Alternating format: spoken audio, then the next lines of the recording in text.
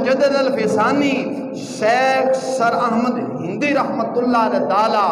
آپ دے مرشد گرامی حضرت خواجہ خواجگان خواجہ باقی باللہ رحمت اللہ علیہ تعالی ہوئے نے آپ دے آستان شریف دے نام اے خواجہ باقی باللہ کوئی عام بندہ نہیں، اے خواجہ باقی باللہ رحمت اللہ علیہ تعالی اے او بزرگ نے جنہوں نے اپنا جنازہ خود پڑھایا سے۔ یہ مریدہ نے سوال کیتا حضور بقا کیے تے فنا کیے، حضور بقا کیے تے فنا کیے، فرمایا جدو میں مر جاواں گا نا، جدو دنیا تو وصال کر جاواں گا، جدو میں دنیا تو چلا جاواں گا، جدو میں دنیا تو چلا جاواں گا، او دو جڑا بندہ میرا جنازہ بنان واسطے آئے گا نا انہوں پوچھ لینا،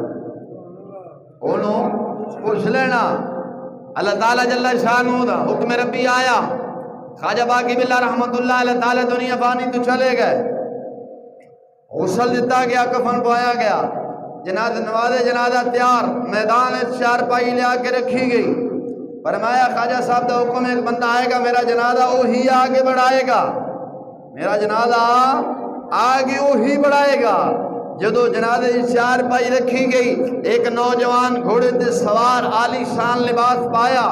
آیا جنازہ پڑھایا، جب جنازہ پڑھا کے جان لگا تو فرمایا حضور ایک ٹھہر جانا، میں اپنے مرشد گرامی خواجہ باقی باللہ رحمت اللہ علیہ تعالیٰ کو پوچھیا سی حضور فنا کی تے بقا کی، تے میرے مرشد گرامی نے فرمایا سی جیڑا بندہ میرا جنازہ پڑھان واسطے آئے گا نا